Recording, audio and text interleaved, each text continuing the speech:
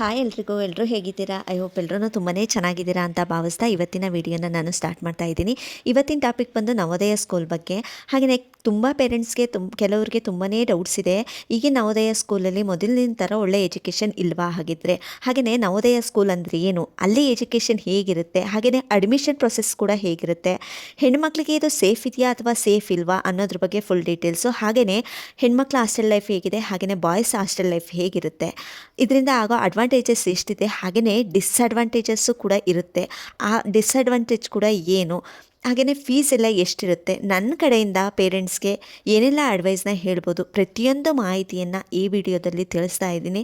ಯಾರೂ ಸ್ಕಿಪ್ ಮಾಡದೆ ಎಂಡಿಂಗ್ವರೆಗೂ ನೋಡಿ. ಯಾರೆಲ್ಲ ನವೋದಯ ಎಕ್ಸಾಮ್ಸು ಸ್ಕೂಲ್ಗೆ ಸೇರಿಸ್ಬೇಕು, ಎಕ್ಸಾಮ್ ಬರೆಸ್ಬೇಕು, ಮುಂದೆ ನನ್ನ ಮಕ್ಕಳಿಗೆ ಒಳ್ಳೆ ಎಜುಕೇಷನ್ ಕೊಡಿಸ್ಬೇಕು ಅನ್ನೋ ಒಂದು ಉದ್ದೇಶದಿಂದ ಇದ್ದೀರಾ, ಅವರು ತಪ್ಪದೆ ಖಂಡಿತವಾಗ್ಲೂ ಈ ವಿಡಿಯೋನ ನೋಡಲೇಬೇಕು. ಒಳ್ಳೆ ಮಾಹಿತಿ ಇದೆ, ಸಂಪೂರ್ಣ ಮಾಹಿತಿಯನ್ನು ಒಂದು 5-6 ಟಾಪಿಕ್ ಬಗ್ಗೆ 5-6 ಪಾಯಿಂಟ್ಸ್ ಬಗ್ಗೆ ನಾನು ಪ್ರತಿಯೊಂದು ಮಾಹಿತಿಯನ್ನು ನೀಡ್ತಾ ಇದ್ದೀನಿ. ಯಾರೂ ಕೂಡ ಮಿಸ್ ಮಾಡ್ಕೊಳ್ದೆ ಈ ವಿಡಿಯೋನ ಸಂಪೂರ್ಣವಾಗಿ ನೋಡಿ ಅಂತ ಕೇಳ್ಕೊತಾ, ಹಾಗೆಯೇ ಯಾರಿಗೆಲ್ಲ ಈ ವಿಡಿಯೋ ಇಷ್ಟ ಆಗ್ತಿದೆ ಅವರು ಪ್ಲೀಸ್ ನನ್ನ ಚಾನಲ್ನ ಸಬ್ಸ್ಕ್ರೈಬ್ ಮಾಡ್ಕೊಳ್ಳಿ, ಹಾಗೆಯೇ ಒಂದು ಲೈಕ್ ಕೊಡಿ. ಹೈಪ್ ಅಂತ ಇದೆ, ಹೈಪ್ ಕೂಡ ಡನ್ ಮಾಡಿ ಅಂತ ಕೇಳ್ಕೊತಾ ಇವತ್ತಿನ ವಿಡಿಯೋನ ನಾನು ಸ್ಟಾರ್ಟ್ ಮಾಡ್ತಾ ಇದ್ದೀನಿ. ಈ ಸ್ಕೂಲ್ನ ಗೌರ್ಮೆಂಟ್ ಆಫ್ ಇಂಡಿಯಾ ನಡೆಸುವಂತಹ ರೆಸಿಡೆನ್ಷಿಯಲ್ ಸ್ಕೂಲ್ ಆಗಿರುತ್ತೆ.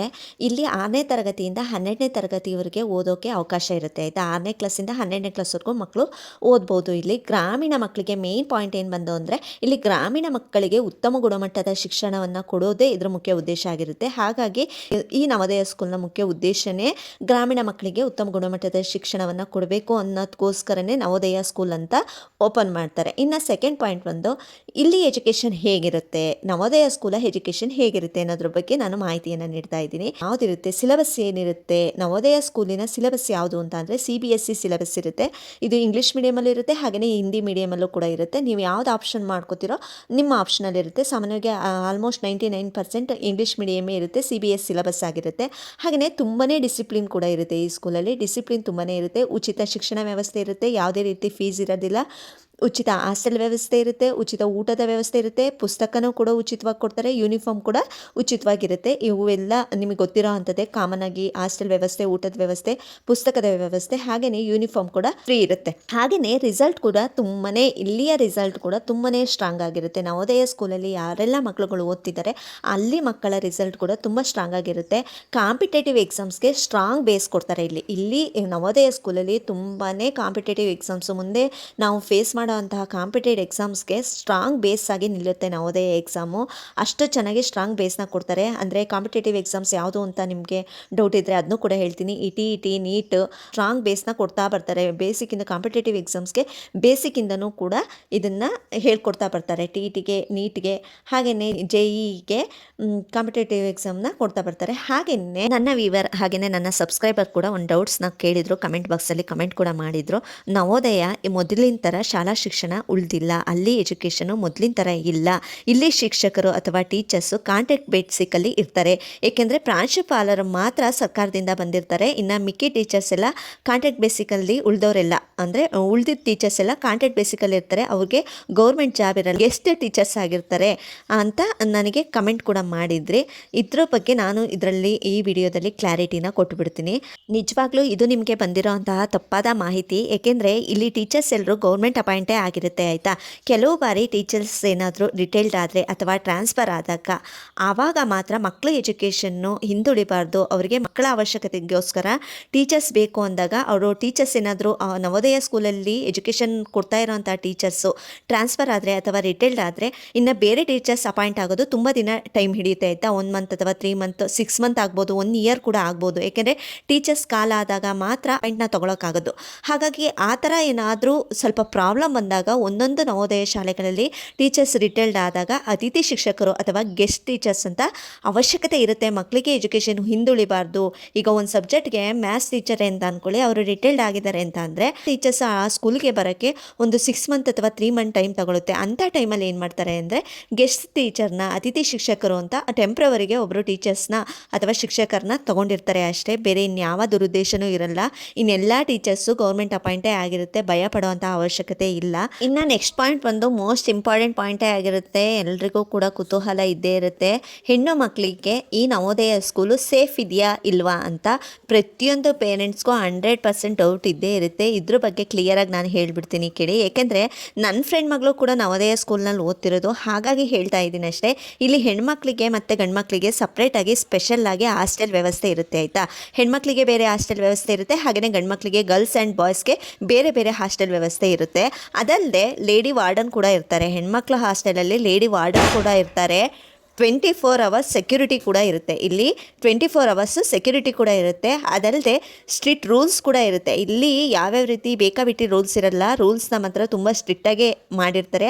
ಅದಲ್ಲದೆ CCTV ಮಾನಿಟರಿಂಗ್ ಕೂಡ ಇರುತ್ತೆ. CCTV ಕ್ಯಾಮ್ರಾಗಳು ಇದ್ದೇ ಇರುತ್ತೆ. ಹೆಣ್ಮಕ್ಳು ಹಾಸ್ಟೆಲ್ ಅಂದಮೇಲೆ CCTV ರೂಲ್ಸ್ ಕಂಪಲ್ಸರಿ ಇರುತ್ತೆ. ಒಟ್ಟಾರೆ ಇದು ಗೌರ್ಮೆಂಟ್ ಕಂಟ್ರೋಲಲ್ಲಿ ಇರೋದ್ರಿಂದ ಸೇಫ್ಟಿ ಹೈ ಲೆವೆಲಲ್ಲೇ ಇರುತ್ತೆ. ಓಕೆನಾ.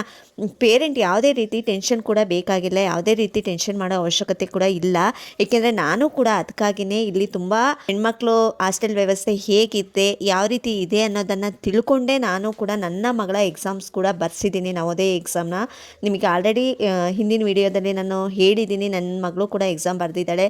ರಿಸಲ್ಟ್ ಏನಾಗುತ್ತೆ ನೋಡಬೇಕು ಅಂತ ಹಿಂದಿನ ಎಲ್ಲ ನವೋದಯ ವಿಡಿಯೋಗಳಲ್ಲಿ ನಾನು ಶೇರ್ ಮಾಡ್ಕೊಂಡಿದ್ದೀನಿ. ನಿಮಗೆ ಡೌಟ್ಸ್ ಇದ್ದರೆ ಆ ಹಿಂದಿನ ವಿಡಿಯೋದಲ್ಲೂ ಕೂಡ ನೋಡ್ಬೋದು. ನನ್ನ ಮಗಳು ಎಕ್ಸಾಮ್ ಯಾವ ರೀತಿ ಮಾಡಿದ್ದಾಳೆ, ಪೇಪರ್ ವ್ಯಾಲ್ಯೂಯೇಷನ್ ಹೇಗಿದೆ, ಹಾಗೆಯೇ ಯಾವ ಸರಿ ಬರೆದಿದ್ದಾಳೆ, ಕಟ್ ಆಫ್ ಮಾರ್ಕ್ಸ್ ಎಷ್ಟಕ್ಕೆ ನಿಲ್ಲಿಸ್ತಾರೆ, ಪ್ರತಿಯೊಂದು ವಿವರಣೆನೂ ಕೂಡ ಹೇಳಿದ್ದೀನಿ. ಹಾಗಾಗಿ ಹೇಳ್ತಾ ಇದ್ದೀನಿ, ನವೋದಯ ಸ್ಕೂಲು ಹೆಣ್ಮಕ್ಳಿಗೆ ಸೇಫ್ ಇದೆಯಾ ಅಥವಾ ಇಲ್ವಾ ಅಂತ ಎಲ್ಲ ಪೇರೆಂಟ್ಗಳಿಗೂ ಡೌಟ್ ಇದ್ದರೆ ಯಾವುದೇ ರೀತಿಯೂ ಡೌಟ್ಸ್ ಪಟ್ಕೊಳ್ಳೋದೇ ಬೇಡ. ತುಂಬಾ ಸೇಫ್ ಇದೆ, ತುಂಬ ಸ್ಟ್ರಿಕ್ಟ್ ರೂಲ್ಸ್ ಇದೆ, 24 ಅವರ್ಸ್ ಸೆಕ್ಯೂರಿಟಿ ಕೂಡ ಇದೆ. ಇಲ್ಲಿ ಲೇಡಿ ವಾರ್ಡನ್ ಕೂಡ ಇರ್ತಾರೆ. ಸೆಪ್ರೇಟಾಗಿ ಹಾಸ್ಟೆಲ್ ವ್ಯವಸ್ಥೆ ಹೆಣ್ಮಕ್ಳಿಗೆ ಇದೆ.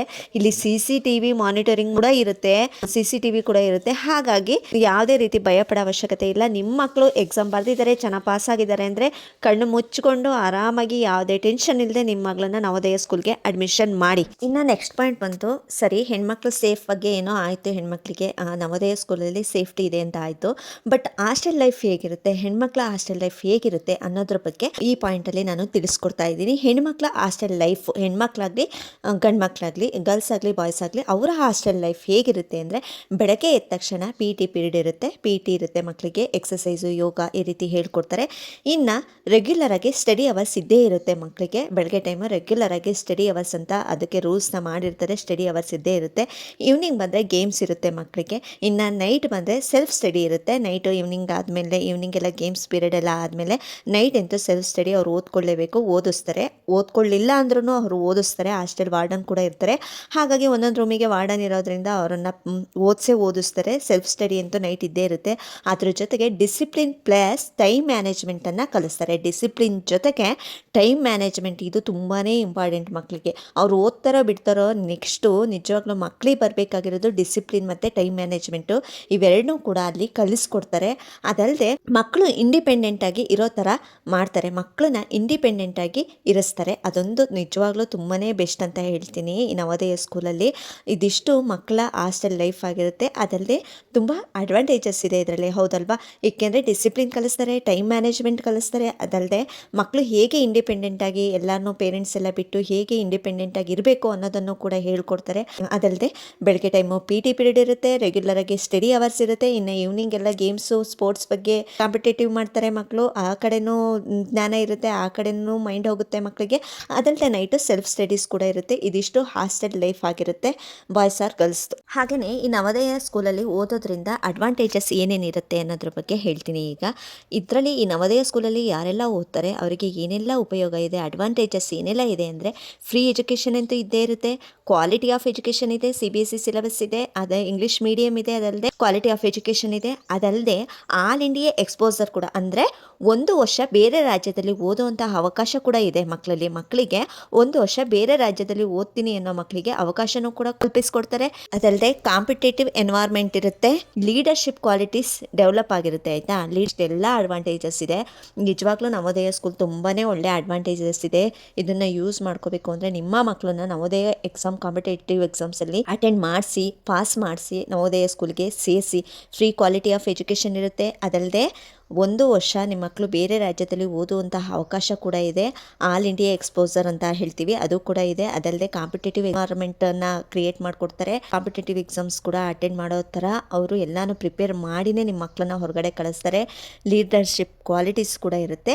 ಇದು ಅಡ್ವಾಂಟೇಜಸ್ ಆಗಿರುತ್ತೆ. ನವೋದಯ ಎಕ್ಸಾಮ್ಸು, ನವೋದಯ ಸ್ಕೂಲಲ್ಲಿ ಯಾರೆಲ್ಲ ವಿದ್ಯಾರ್ಥಿಗಳು ಓದ್ತಾ ಇರ್ತಾರೆ ಅವರಿಗೆ ಇಂಥ ಒಳ್ಳೆ ಅಡ್ವಾಂಟೇಜಸ್ ಇದೆ. ಹಾಗಾಗಿ ನಾನು ಹೇಳೋದು ಇಷ್ಟೇ. ಹಾಗೆಯೇ ಅಡ್ವಾಂಟೇಜಸ್ ಎಷ್ಟಿದೆ ಹಾಗೆ ಅದ್ರ ಜೊತೆ ಡಿಸ್ಅಡ್ವಾಂಟೇಜಸ್ ಕೂಡ ಇರಲೇಬೇಕು. ನವೋದಯ ಸ್ಕೂಲ್ ಅಂದಮೇಲೆ ಡಿಸ್ಅಡ್ವಾಂಟೇಜಸ್ ಕೂಡ ಇದ್ದೇ ಇರುತ್ತೆ. ಏನಪ್ಪ ಡಿಸ್ಅಡ್ವಾಂಟೇಜ್ ಅಂದರೆ, ಚಿಕ್ಕ ಮಕ್ಕಳಿಗೆ ಅಂದರೆ ಈಗ 5th ಎಲ್ಲ ಎಕ್ಸಾಮ್ ಬರೆದು 6th ಪಾಸಾಗಿ 6th ಅಡ್ಮಿಷನ್ಗೆ ಹೋಗೋವಂಥ ಮಕ್ಕಳಿಗೆ, ಚಿಕ್ಕ ಮಕ್ಕಳಿಗೂ ತುಂಬಾ ಮನೇನ ಮಿಸ್ ಮಾಡ್ಕೋತಾರೆ. ತಮ್ಮ ಹೋಮ್ನ, ಮನೇನ ತುಂಬ ಮಿಸ್ ಮಾಡ್ಕೋತಾರೆ. ಪಾಪ ಮನೇಲಿರೋಂತಹ ಪೇರೆಂಟ್ಸ್ನಾಗಲಿ, ಅಜ್ಜಿ ಅಜ್ಜಂದಿರನ್ನ, ಎಲ್ಲ ರಿಲೇಷನ್ಸ್ನ ಎಲ್ಲನೂ ತುಂಬ ಮಿಸ್ ಮಾಡ್ಕೋತಾ ಇರ್ತಾರೆ.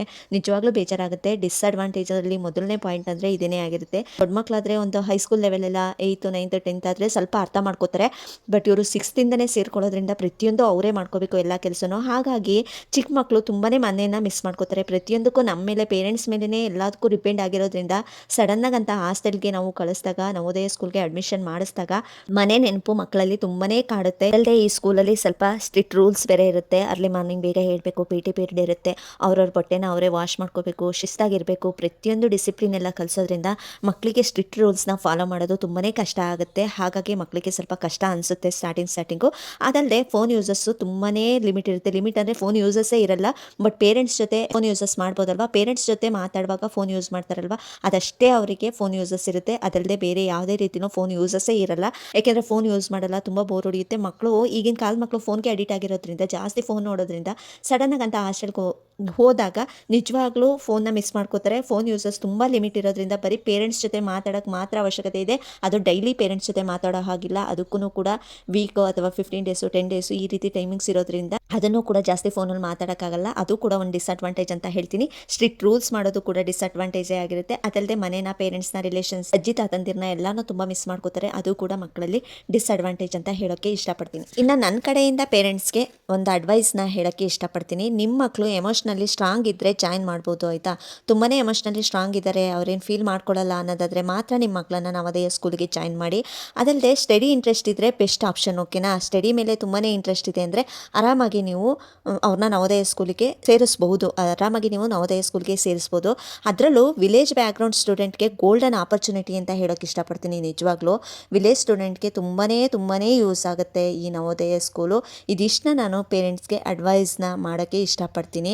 ಈ ವಿಡಿಯೋ ನಿಮಗೆ ಎಲ್ರಿಗೂ ಇಷ್ಟ ಆಯಿತು ಅನ್ನೋದಾದರೆ, ಯೂಸ್ಫುಲ್ ವಿಡಿಯೋ ಅನ್ನಿಸ್ತು ಅನ್ನೋದಾದರೆ ಪ್ಲೀಸ್ ನನ್ನ ಚಾನಲ್ನ ಸಬ್ಸ್ಕ್ರೈಬ್ ಮಾಡ್ಕೊಳ್ಳಿ. ನೆಕ್ಸ್ಟ್ ವಿಡಿಯೋದಲ್ಲಿ ಇನ್ನಷ್ಟು ನವೋದಯ ಸ್ಕೂಲ್ ಮಾಹಿತಿಯೊಂದಿಗೆ, ಬ್ರೇಕ್ಫಾಸ್ಟ್ ಯಾವ ರೀತಿ ಇರುತ್ತೆ, ಲಂಚ್ ಯಾವ ರೀತಿ ಇರುತ್ತೆ, ಸ್ನ್ಯಾಕ್ಸ್ ಯಾವ ರೀತಿ ಇರುತ್ತೆ, ಊಟದ ವ್ಯವಸ್ಥೆ ಹೇಗಿದೆ, ಕ್ವಾಲಿಟಿ ಆಫ್ ಫುಡ್ನ ಕೊಡ್ತಿದ್ದಾರಾ ಇಲ್ಲ ಕ್ವಾಲಿಟಿಯ ಇಲ್ಲದೆ ಇರೋ ಫುಡ್ನ, ಯಾವುದೇದೋ ಫುಡ್ನ ಕೊಡ್ತಿದ್ದಾರಾ, ಪ್ರತಿಯೊಂದು ಅಲ್ಲಿ ಟೀಚರ್ಸ್ ಬಿಹೇವಿಯರ್ ಹೇಗಿರುತ್ತೆ, ಪ್ರತಿಯೊಂದು ನಾನು ವಿವರವಾಗಿ ತಿಳಿಸ್ಕೊಡ್ತೀನಿ. ಆ ವಿಚಾರದ ಬಗ್ಗೆ ನೀವು ಕಂಪ್ಲೀಟಾಗಿ ತಿಳ್ಕೋಬೇಕು ಅನ್ನೋದಾದರೆ ಪ್ಲೀಸ್ ನನ್ನ ಚಾನಲ್ನ ಸಬ್ಸ್ಕ್ರೈಬ್ ಮಾಡಿ, ಹಾಗೆ ಲೈಕ್ ಮಾಡಿ, ಹಾಗೆಯೇ ಬೆಲ್ ಐಕನ್ನ ಕ್ಲಿಕ್ ಮಾಡೋದನ್ನು ಮರಿಬೇಡಿ ಅಂತ ಹೇಳ್ತಾ, ನೆಕ್ಸ್ಟ್ ವಿಡಿಯೋದಲ್ಲಿ ನವೋದಯ ಎಕ್ಸಾಮ್ ರಿಸಲ್ಟ್ ಯಾವಾಗ, ಎಕ್ಸಾಮ್ ರಿಸಲ್ಟ್ ಬಂದ ಮೇಲೆ ನೀವು ಅಡ್ಮಿಷನ್ ಪ್ರೊಸೆಸ್ ಯಾವ ರೀತಿ ಮಾಡಬೇಕು, ಅಡ್ಮಿಷನ್ ಹೇಗಿರುತ್ತೆ, ಹೇಗೆಲ್ಲ ಎಕ್ಸಾಮ್ ರಿಸಲ್ಟ್ನ ನೋಡಬೇಕು, ಹಾಗೆಯೇ ಎಷ್ಟು ಕಟ್ ಆಫ್ ಮಾರ್ಕ್ಸಿಗೆ ನಿಲ್ಲಿಸಿದ್ದಾರೆ, ಯಾವ್ಯಾವ ಡಿಸ್ಟ್ರಿಕ್ಗೆ ಎಷ್ಟೆಷ್ಟು ಕಟ್ ಆಫ್ ಮಾರ್ಕ್ಸ್ ಇದೆ, ಪ್ರತಿಯೊಂದು ಮಾಹಿತಿಯನ್ನು ತಿಳಿಸ್ಕೊಡ್ತೀನಿ. ಅಲ್ಲಿವರೆಗೂ ಎಲ್ರಿಗೂ ಟೇಕ್ ಕೇರ್ ಅಂತ ಹೇಳ್ತಾ, ಪ್ಲೀಸ್ ನನ್ನ ಚಾನಲ್ನ ಸಬ್ಸ್ಕ್ರೈಬ್ ಮಾಡ್ಕೊಳ್ಳೋದನ್ನು ಮರಿಬೇಡಿ. ಓಕೆ, ಟೇಕ್ ಕೇರ್, ಬಾಯ್.